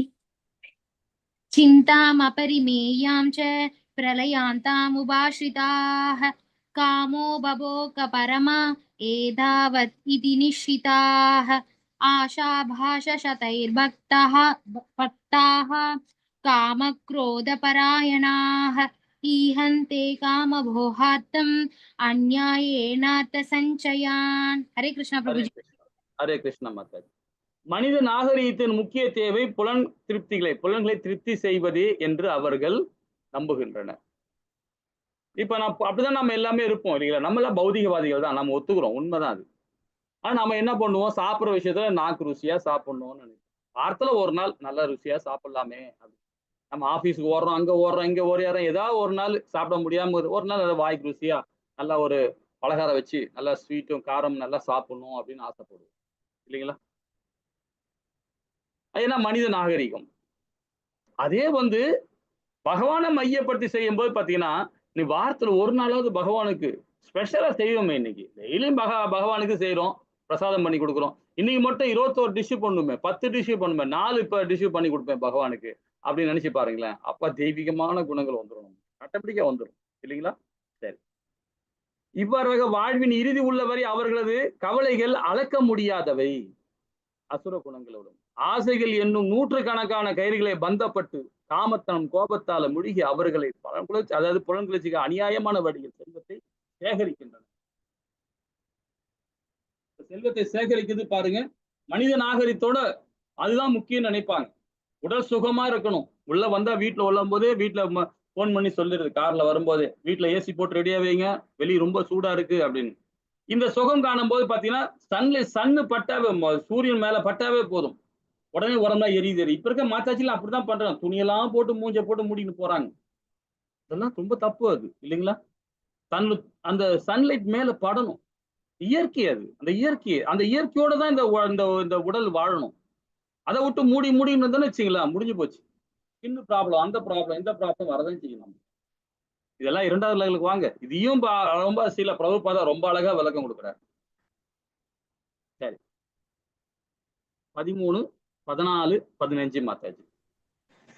இதம் அத்யமயா லப்தம் இமம் प्राप्स्ये मनोरथम् इतम् अस्तीतमपि मे भविष्यति पुनर्तनम् असौ मया हतः शत्रुर्हनिष्ये साबरानबी ईश्वरो अहं बोहि सिद्धो अहं फलवान् सुखी आद्यो अभिजनवानस्मि को अन्यो अस्ति सदृशो मया यक्षये तास्यामि मोदिष्य ஞான விமோகிதாக. ஹரே கிருஷ்ணா பிரபுஜி. ஹரே கிருஷ்ணா மாதாஜி. அழகா படிச்சீங்க. இங்க பாருங்க, இந்த அதாவது என்ன சொல்ற பாருன்னா, அசுரத்தன்மை உடையவர்கள் எப்படி பாருங்களா? அசுரத்தன்மை உடையவன் எண்ணுகிறான், இன்று என்னிடம் இவ்வளவு சொத்து உள்ளது, எனது திட்டங்கள் படி நான் நிறைய லாபம் அடைய போகிறேன், தற்பொழுது இவ்வளவு என்னுடையதாக இருக்கிறது, எதிர்காலத்தில் இது மேலும் மேலும் பெருகும்ன்றான். அவன் என்னுடைய எதிரி, அவனை நான் கொன்று விட்டேன், என்னுடைய எதிரி மற்ற எதிரி, அதை என்னுடைய மற்ற எதிரியும் கொல்லப்படுவார்கள். மற்ற எதிரியும் கொல்லப்படும். ஏற்கனவே அநியாய வழியில சொத்து சேர்த்து வச்சுட்டான், ஏற்கனவே ஒருத்தனை கொலையும் பண்ணிட்டாரு, அவரே சொல்றாரு. இன்னும் வேற கொலை பண்ண போறாரு. அப்ப எப்படிப்பட்ட அரக்க குணம் பாருங்க, இல்லைங்களா? நானே எல்லாவற்றையும் இறைவன், நானே அனுபவிப்பாளன், நானே பக்குவமானவன், நானே பலமுடையவன், மகிழ்ச்சியுடன் ஆவேன்றான். செல்வாக்கு மிக்க உறவினர்கள் அதாவது குறிப்பிட்ட சூழப்பட்ட மிகப்பெரிய செல்வந்தர் நானே. என்னை போன்ற சக்தியுடனும் மகிழ்ச்சியோடும் யாருமே இல்லை. நான் யாகங்கள் செய்வேன், அதாவது தானங்கள் கொடுப்பேன், இவ்வாறு இன்பங்கள் அதாவது இன்பமாக இருப்பேன். இவ்விதமாக அத்தக மக்கள் அறியாமையில மயக்கம். இப்ப இந்த 3 படத்துல பாருங்களேன், இரணிகசிபு என்ன பண்றான்? தன்னுடைய மகன் கூட பார்க்காம அவனை அவ்வளவு சித்திரவதை பண்றான். யானையை வச்சு மெதிக்க வைக்கிறான், நெருப்பு குண்டத்தை தீ குண்டத்தை தூக்கி போடுறான், அப்புறம் மலையில இருந்து உருட்டி விடுறாரு, பாம்பை வச்சு கடிக்க வைக்கிறாரு, ரொம்ப சித்திரவதை பண்றாரு. தன்னுடைய மகன் கூட பார்க்காம. ஏன்? அந்த கர்வம், அந்த அசுரத்தன்மையான வாய்ந்தது. அதே மாதிரி இப்ப தேவகி தாயாரும் வாசுதேவரும் வீட்டுக்குள்ள அந்த ஊருக்குள்ள வரும்போது கம்சன் வந்து சகோதரி பார்க்காம கொல்ல போறான். அது ஒரு அசுரத்தன்மை. அதே மாதிரி அதாவது சீதா பிராட்டி காட்டுல வனவாசம் வந்திருக்கிறாங்க. அங்க ராவணன் வந்து வேஷம் போட்டுக்கிட்டு வந்து பிரத்தியார் மனைவி அவங்க சீதா பிராட்டியை போய் தூக்கி போறதுக்கு வேற மாதிரி கோலத்துல வந்து எடுக்க போறான். இதெல்லாம் தவறு இல்லைங்களா? அசுரத்தன்மை வாய்ந்தது இல்லைங்களா? அப்ப அசுரத்தன்மை வாய்ந்த அந்த செயல்பாடு எப்படி இருக்கும் பாருங்க. இந்த தன்மை தான் இருக்கும். எனக்கு இவ்வளவு சொத்து இருக்கு, பத்தாது, இதுக்கு மேல இன்னும் வரணும், இதை பத்தி யாரை பத்தி நான் கவலைப்படவே மாட்டேன், யாரா இருந்தாலும் நான் கொண்டுடுவேன், சகோதரியா இருந்தாலும் சரி, பிள்ளையா இருந்தாலும் சரி, யாரா இருந்தாலுமே சரி, எனக்கு தேவை பணம், நான் சுகமா இருக்கணும். அப்படி வாழறது வந்து அசுர குணங்கள் சொல்லப்படும் இல்லைங்களா? 17, 16 மாதாஜி. அநேக சித்த விப்ராந்தா மோகஜால சமாவிருதாः பிரசக்தாः காமபோகேஷு பதந்தி நரகே அசுஷௌ. ஒரு நிமிஷம் பிரபுஜி. 17. ஆத்மசம்பாவிதாः ஸ்தப்தாத்தனமானமதான்விதாः யஜந்தே நாம யஜ்ஞைஸ்தே தம்பேனா விதிபூர்வகம். ஹரே கிருஷ்ணா பிரபுஜி. ஹரே கிருஷ்ணா மாதாஜி. ஹரே கிருஷ்ணா. இவ்வாறு அநேக கவலைகளால் குழப்பம் மற்றும் அதாவது மோகத்தின் வலையினால் சூழப்பட்டு அசுரர்கள் அவர்கள் தெரியல அவர்களை புலன்பத்தின் பலமான பற்றுடாகி நரகத்தின் வீழ்ச்சி அடைகின்றனர். இது 16ல. அதாவது கவலைகள். ஏன்னா அந்த நம்ம இப்ப 26 குணங்களை படிக்கும் போது பாத்தீங்கன்னா எதை பத்தி கவலைப்பட மாட்டோம் இல்லைங்களா? துயரற்றோர் நாம படிச்சிருக்கிறோம், பகவானை கொடுத்திருக்காரு. அப்ப இந்த இடத்துல எதை கவலைப்படுறோம்னாவே அது பௌதிகத்துல போயிடுது. அப்ப அந்த கவலை இருக்கும்போது நம்ம என்ன பண்ணுவோம்? அப்போ குழப்பமா இருக்கும். அந்த குழப்பம் வரும்போது எதுக்காக குழப்பம் வருது? ஒரு பொருள் மேலேயோ ஒரு உயிர் மேலேயோ பற்று இருக்கும் போது அது மோகத்துல போய் மாட்டிக்கிறோம் நம்ம போய். அப்போ அவங்க செயல் வந்து எல்லாமே விழிச்சில் தான் அடையும் இல்லைங்களா? செல்வத்தை அதாவது செல்வத்தையும் பொய் கௌரவத்தையும் மயக்கப்பட்டு தன்னில் திருப்தியுற்று எப்பொழுதுமே தின்னுடன் விளங்கும் இவர்கள் சில சமயங்கள் எந்த சட்டத்தையும் பின்பற்றாமல் பேரளவு கர்வத்தோடும் யாகங்களும் செய்கின்றனர். யாகங்கள் சொல்லப்படுறது பார்த்தீங்கன்னா நம்முடைய கர்ம காரியங்களை என்ன வர்ணங்கள் இருக்கிறோமோ அந்த யாக காரியங்கள் நம்ம செய்வோம். ஆனா என்ன மாதிரி செய்வோம் பாருங்க, அந்த அசுரத்தன்மையோட செயல்படுவோம் இல்லைங்களா? ஹரே கிருஷ்ணா. 18வது பதம் மாதாஜி. அஹங்காரம் பலம் தர்ப்பம் காமம் क्रोधं च संश्रिताः மாமாத்ம பரதேஹேஷு பிரத்விஷந்தோ அவ்யசூயகாः. ஹரே கிருஷ்ணா பிரபுஜி. ஹரே கிருஷ்ணா மாதாஜி. அகங்காரம் அது பலம், பொறுமை, பலம், தற்பெருமை, காமம் மற்றும் கோபத்தின் மயங்கி உள்ள அசுரர்கள் தங்களது சொந்த உடலிலும் பிறருடைய உடலிலும் வீற்றுள்ள பரமபுருஷர் பகவானிடம் பொறாமை கொண்டு உண்மையை நித்திக்கின்றனர். எல்லாருடைய ஜீவராசி இதயத்திலையும் பரமாத்மா இருக்கிறார், இல்லைங்களா? அந்த அசுரத்தன்மையோட பௌதிகத்தன்மையோட இருக்கும்போது பாத்தீங்கன்னா அந்த ஞானம் இல்லாம மற்றவங்க எல்லாருமே வந்து குற்றம் காண்பதில் இருப்பாங்க, அவங்கள பத்தி ஏதாவது தப்பா சொல்லிட்டு இருப்பாங்க. அவர் கரெக்டான வழியில போனாலும் அவர் தவறா சொல்லுவாங்க. இப்ப இந்த இவன் மாதிரி சிசுபாலன் மாதிரி, சிசுபாலன் வரம் வாங்கிட்டு வந்திருக்கான் பகவான் கிட்ட, தன் கையால சாவரண்டு வரம் வாங்கி வந்திருக்கான். அதனால அவன் சாவறான் பகவான் கிட்ட. பகவான் கையால செத்து போறாரு. செத்து போன எப்படி போறாரு? பகவான் லோகத்துக்கு போறாரு. இது ஒரு புதுமை. ஏன்னா அவர் போய் இறந்தது மட்டும் இல்லாம இந்த ஆத்மா எங்க போகுது? பகவான் கிட்ட போகுது. பகவான் போய் திரும்ப வைகுந்தத்துக்கு அவன் தோர பழகரா போறான். பகவான் தோர பழகிறான். அவரை பத்தி எல்லாம் பின்னாடி படிக்கலாம். அப்ப என்ன சொல்றாரு, அகங்காரம், பலம், பெருமை, காமம் மற்றும் கோபத்தினால் மயங்குள்ள அசுரர்கள் தங்களது சொந்த உடலையும் பிற உடலையும் வீட்டுள்ள பரமபுருஷ பகவானை வராமை கொண்டு உண்மை மயத்தை நித்திக்கின்றனர். உண்மையை ரீசனபிளே திங்க் பண்ண மாட்டாங்க, தப்பு தப்பாவே நினைச்சுட்டு இருப்பாங்க. 19 பதில் என்ன சொல்றாங்க பாப்போமா? ஹரே கிருஷ்ணா. तानहं द्विषतः क्रूरान् संसारेषु नराधमान् शबाम्यजस्रम् अशुभान् आसुरीष्वेव योनिषु. हरे कृष्णा प्रभुजी. ஹரே கிருஷ்ணா மாதாஜி. வராமனுடைய கருணையின்றி இருக்கும் இத்தகைய கடைநிலை மனிதர்களை ஜட வாழ்வு என்னும் கடலில் பல்வேறு அசுர இனங்களுக்குள் நான் நிரந்தரமாக தள்ளுகிறேன். அப்போ இந்த மாதிரி குணங்கள் உள்ளவங்க திரும்ப திரும்ப எங்க பிறப்பாங்க? இந்த பூலோகத்துல தான். இன்னும் நிறைய பாவம் பண்ணிட்டாங்கன்னா அதுல பாதாளம் அசுர குணம் அந்த இதுல போய் மாட்டிப்பாங்க. வாழ்நாள் ஃபுல்லாவே திரும்பவும் பகவான் எப்போ இந்த லோகத்தை அழிக்கிறாரோ அது வரைக்குமே இந்த லோகத்தை தான் பிறந்துகிட்டே இருப்பாங்க. திருப்பியும் சம்சார கடல் தான், பிறப்பு, இறப்பு, முதுமை, நோய், இந்த 4 இதுலயும் மாட்டி மாட்டி மாட்டி திரும்ப திரும்ப பிறந்துகிட்டே இருப்பாங்க. சரிங்களா? 20வது பதம் மாதாஜி. आसुरीं योनिमापन्ना मूढा जन्मनि जन्मनि माम् आभ्राप्यैव कौन्तेय तदो यान्त्यतमां गतिम्. हरे कृष्ण. ஹரே கிருஷ்ண மாதாஜி. இந்த குணத்துல இருக்கும்போது, அந்த அசுர குணத்துல இருக்கும்போது பாத்தீங்கன்னா என்ன சொல்ற பாருங்க, குந்தியின் மகனே, அசுரத்தனமான வாழ்வினங்களை மீண்டும் மீண்டும் பிறவெடுக்கும் இத்தகையவர்கள் என்றுமே என்னை அடைய முடியாது. படிப்படியாக அவர்கள் மிகவும் வெறுக்கத்தக்க வாழ்வினையே முகுகின்றனர். அந்த குணங்களை செயல்பட்டுக்கிட்டே வாழ்நாள் முழுமே அதே செயல்பட்டுக்கிட்டே இருந்தாங்கன்னா திரும்ப திரும்ப வந்து பகவான் லோகத்துக்கு போகவே முடியாது. அந்த எண்ணமே வராது அவங்களுக்கு. திடீர்னு அந்த என்னன்னா அந்த வாழுற நாள், அந்த வாழ்நாள்லயே வந்து பாத்தீங்கன்னா துன்பத்தை அனுபவிச்சுக்கிட்டே இருப்பாங்க. அனுபவிக்கிறது மாத்திரம் இல்லாம மத்தவங்களுக்கு துன்பத்தை கொடுத்துக்கிட்டே இருப்பாங்க. அடுத்த பிறவின்னு பாத்தீங்கன்னா அவங்களுக்கு தவறான பிறவிதான் இருக்கும். மனிதனாக பிறக்கிறதுக்கு நிறைய சான்ஸ் கம்மி தான். விலங்காதான் பிறப்பாங்க இல்லைங்களா? ஹரே கிருஷ்ணா. 21வது பதம். ஹரே கிருஷ்ண மாதாஜி. त्रिवितं नरहस्येतं द्वारं नाशनमात्मनः कामः क्रोधस्तथा लोभस्तस्मात् एतत्त्रयं यजेत्. हरे कृष्णा प्रभुजी. ஹரே கிருஷ்ண மாதாஜி. காமம், கோபம், பேராசை,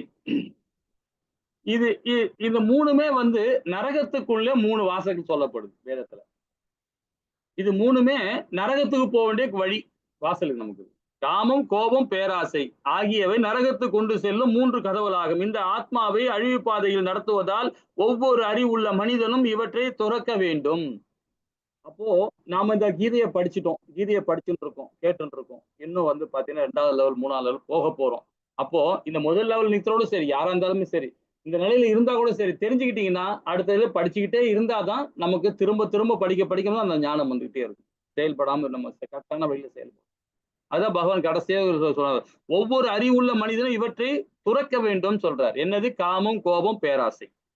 இது நரகத்துக்கு கொண்டு போற 3 விதமான பாதைகள். நாம தான் தீர்மானிக்கிறோம் அந்த பாதையை. யார் தீர்மானிக்கிறது? நாம தான். பகவானும் நம்ம தாய் தந்தையோ சமுதாயமோ தீர்மானிக்கல, நாம தான் தீர்மானிக்கிறோம். சமுதாயம் எப்படி ஒண்ணா இருக்கும், அப்படி இப்படி போகும். தாய் தந்தையோடு அப்படி இப்படி இருப்பாங்க, பிள்ளைகளும் அப்படி இப்படி இருப்பாங்க. நாம கரெக்டா போனோம்னா பிரச்சனையே கிடையாது இல்லைங்களா? 22வது பதம் மாதாஜி. एतैर्विमुक्तः कौन्तेय तमोद्भारैस्त्रिभिर्नरः आशरत्यात्मनः श्रेयस् तथो याति परां गतिम्. हरे कृष्णा प्रभुजी. हरे कृष्णा माताजी. குந்தியின் மகனே, நரகத்தின் இந்த 3 கதவுகள் தப்பிய மனிதன் தன்னுணர்வு அனுகூலமான செயல்களை செய்து படிப்படியாக பரம இலக்கை அடைகிறான். பகவானுடைய கருணையில. பகவான் கருணை எப்படி வரும்? பகவானை மையப்படுத்தி செய்யும் போது, பகவானோட ஹரிபக்தியோட சொல்லும் போது, ஹரிநாமத்தை சொல்லும் போது, அப்போ அவர்தான் நம்மளை வழி நடத்துறார். வழி நடத்தும் போது பாருங்க, இவர் தாண்டா பகவான், இவர் தாண்டா உன்னுடைய தாய், என்னோட தந்தை, இப்படி நம்ம சமுதாயத்துல யாரெல்லாம் முக்கியமா இருக்காங்களோ அவங்க எல்லாம் வழிகாட்டுறவர் யாரு? பகவான் தான். வழி நடத்துவர் அவர் தான். இதை பத்தியும் பாத்தீங்கன்னா ஒரு என்னோடியில ரொம்ப அழகா சொல்லப்பட்டிருக்காங்க. அது உபநேஷன்ல கொடுத்துருக்காரு நம்ம ஸ்ரீல பிரபுபாதா, ரொம்ப அற்புதமா கொடுத்துருக்காரு. தன்னோட தாய் வந்து இவர் தான் நம்மளுடைய தந்தை, இவர் தான் உன்னுடைய தந்தை. தாய் சொன்னாதான் நமக்கு தெரியும் இல்லைங்களா? தாய் சொன்னாதான் தெரியும். இவர் தாண்டா உன் தாய் மாமன், இவர் தான் உங்க அத்தை, இவர் தான் உங்க பாட்டி, இவர் தான் சொன்னா. தாய் சொல்லுவாங்க. அந்த ஸ்தானத்தை தான் இருப்பார் யாரு? நம்மளுடைய பகவான். யாரு மூலியமா? ஆச்சாரிகள் மூலியமா. நம்ம வேதங்கள்ல கத்துக் கொடுக்குற யாரு? நம்ம ஆச்சாரிகள் தான். சோ அந்த ஆச்சாரிகளோட நம்ம சொல்படி கேட்கணும். அதுதான் சொல்றாரு. நரகத்தின் இந்த 3 கதவு தப்பிய மனிதன் தன்னுணர்வு அனுகூலமான செயல்களை படிப்படியாக பரம இலக்கை அடைகிறான். இன்னும் 23, 24 இன்னும் ரொம்ப நல்லா இருக்கும். பார்ப்போமா? ஹரே கிருஷ்ணா. यः शास्त्रविधिम् उत्सृज्य वर्तते कामकारतः न स सिद्धिम् अवाप्नोति न सुहं न परां गतिम्. हरे कृष्णा प्रभु जी. ஹரே கிருஷ்ணா. சாஸ்திர விதிகளை புறக்கணித்து தனது மனம் போன போக்கில் செயல்படுவன் பக்குவத்தையோ சுகத்தையோ பரம இலக்கிய அடைவதில்லை. சாஸ்திர விதிகள் அதாவது முக்கியமா பாத்தீங்கன்னா வேதத்துல படிக்கிறது நம்ம பெரிய விஷயம் கிடையாது. வேதத்தை படிக்கிறோம், ஸ்ரீமத் பாகவதம் படிக்கிறோம், ஸ்ரீமத் பகவத்கீதை படிக்கிறோம், புராணங்களை படிக்கிறோம், இதிகாசங்களை படிக்கிறோம், எல்லாமே படிக்கிறோம். ஆனா அதை நம்ம செயல்படுத்துறோம் பத்திதான், அதுதான் நம்முடைய வாழ்வியல்னு சொல்லி செயல்படுத்தணும். அப்போ நம்ம பெரியவங்க சொல்லுவாங்க இல்லையா, சாஸ்திரம் சொல்லுது பார்த்தீங்களா, எண்ணமும் செயலும் ஒன்னா இருக்கணும். எண்ணம் ஒரு பக்கம் இருந்துட்டு செயல் ஒரு பக்கமா இருந்ததுன்னா அது பூர்ணம் அடைய முடியுமா? பூர்ணத்தை அடையவே முடியாது. எண்ணமும் செயலாக. இப்ப பகவத்கீதை படிக்க வந்துட்டோம், இனி என்ன பண்ணணும்? செயல்படணும். செயல்பட்டாதான் நம்ம பூர்ணம் அடைய முடியும் இல்லைங்களா? அப்ப சாஸ்திர விதிகளை நம்ம ஃபாலோ பண்ணணும். அதை சாஸ்திர விதிகளை ஃபாலோ பண்ணாம நம்ம அதை புறக்கணிச்சுட்டு நம்ம தான் படிச்சிருக்கோமே, நம்ம தான் தீட்சை வாங்கிட்டோமே, நம்ம தான் பெரிய ஆளா இருக்கோமே, அப்படி இருக்கும். இறக்கும் தருவாயில கூட பிரம்ம நிலை அடைய முடியாது. இறக்கும் தருவாயிலே எவன் ஒருவன் பகவான் ஹரிபக்தியோட நாமத்தை சொல்லி இருக்கிறானோ அவன் தான் மோட்சம் அடைய முடியும். இல்லைன்னா சத்துவத்தை தான் பிறப்போம். அடுத்த பிறவி சத்துவகுணம் தான் நமக்கு. பிரம்ம நிலை அடைகிறோம்னா இறக்கும் தருவாயில கூட பகவான் நாம சொல்லணும். அப்ப இறக்கும் தருவாயில சாஸ்திர ஃபாலோ பண்ணணும். சாஸ்திர ஃபாலோ பண்ணணும் இல்லைங்களா? ஹரே கிருஷ்ணா. சரி, 24வது பதம். ஹரே கிருஷ்ணா. சரி. तस्मा शास्त्रं प्रमाणं ते कार्याकार्य विवस्थितौ ज्ञात्वा शास्त्रविधानोक्तं कर्म कर्तुम् इहार्हसि. हरे कृष्णा प्रभु जी. ஹரே கிருஷ்ணா மாதாஜி. எது கடமை என்றும் எது கடமை அல்ல என்றும் சாஸ்திர விதிகளில் ஒருவன் புரிந்து கொள்ள வேண்டும். படிப்படியாக ஏற்றம் பெறுவதற்கு இத்தகைய சட்ட திட்டங்களை அறிந்து அவன் செயல்பட வேண்டும். இப்ப முன்னாடி சொன்னதுதான். அதுக்கு நம்மளுடைய ஆச்சாரிகள் தான். ஆச்சாரிகள் இப்ப பாத்தீங்கன்னா பகவான் ஒரு அவதாரம் கொடுக்கும் போது அவர் குரு இல்லாம கிடையாது. தாய் தந்தர் இருக்காங்களோ இல்லையோ குரு கண்டிப்பா இருப்பாங்க. நம்ம அவரை ஃபாலோ பண்றோம் இல்லையா? தசாவதாரத்தை ஃபாலோ பண்றோம். தசாவதாரத்துக்கு தாய் தந்தை இல்லாம இருக்காது இல்லையா? எல்லா அவதாரத்துக்கும் ஒரு தாய் தந்தை இருக்காங்க, குரு இருப்பாங்க. சோ அந்த குரு இல்லாம எதுவுமே செயல்பட மாட்டாங்க. அப்ப குரு இருக்கும்போது என்ன சொல்லுவாரு? சாஸ்திர சம்பிரதாயத்தை கரெக்டா நம்ம சொல்லி கொடுப்பாரு. இதெல்லாம் இப்படி படிங்க, இதை இப்படி ஃபாலோ பண்ணுங்க, இது போங்க வாங்கன்னு சொல்லுவோம் இல்லைங்களா? சோ அது நாமும் முறைப்படுத்தி நம்ம செயல்படாது இல்லைங்களா? சரி, இதோட இந்த அத்தியாயம் முடிக்கிறோம். ஹரே கிருஷ்ணா. என்னென்ன படிச்சோன்ற ஒரு சின்ன விளக்கம் பார்ப்போம். அதாவது தெய்வீக குணங்கள், அசுர குணங்கள், அதோட சுபாவங்கள் என்ன அப்படின்றது 1ல இருந்து 6வது பதம் வரைக்கும் படிச்சோம். அசுர குணங்கள் 7ல இருந்து 18வது பதம் பத்தி நம்ம அசுர குணங்கள் எப்படி செயல்படுவாங்கன்னு பார்த்தோம். அதே 19, 24 அசுர சைவங்களின் விளைவுகள் மற்றும் முன்னேற்றம் அல்லது கீழ்த்தெழுதல் ஆகிய தேர்வுகளை பத்தி நாமும் விரிவாக பார்த்தோம் இல்லைங்களா? ஹரே கிருஷ்ணா. நாளைக்கு பார்க்க போற 17 அத்தியாயம் பார்த்தீங்கன்னா 17, 18 ரொம்ப இம்பார்ட்டன்ட் அத்தியாயம். மிஸ் பண்ணாம பாங்க. ஏன்னா அதுல நிறைய விஷயங்கள் கொடுக்க போறாரு. ஏன்னா முடிவுரை கொடுக்குறாரு பகவான். 18 தான் முடிவுரை கொடுக்க போறார். ஆனா 17ல திரும்பவும் நாம ஞான யோகத்துல பாத்தீங்கன்னா இந்த தெய்வீகமான குணங்கள், இந்த அசுர குணங்களை படிச்சோம் இல்லைங்களா? அதோட சாராம்சம் அதுல வரும். அதே மாதிரி சத்துவகுணம், ரசோகுணம், தமோ குணம், எந்தெந்த குணத்துல நாம செயல்பட போறோம்ன்றது நாளைக்கும் திரும்பி கொடுக்க போறாரு. நாளைக்கும் நாளானைக்கும் கொடுக்க போறாரு. ஓகேங்களா? இதோட முடிச்சுக்கலாம். இதோட டவுட் இருந்தா கேட்கலாம். ஹரே கிருஷ்ணா.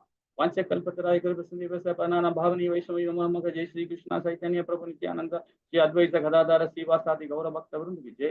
हरे कृष्ण कृष्ण कृष्ण हरे हरे, हरे राम राम राम हरे हरे। कृष्णा, इधर डाउट केकलाम। हरे कृष्णा।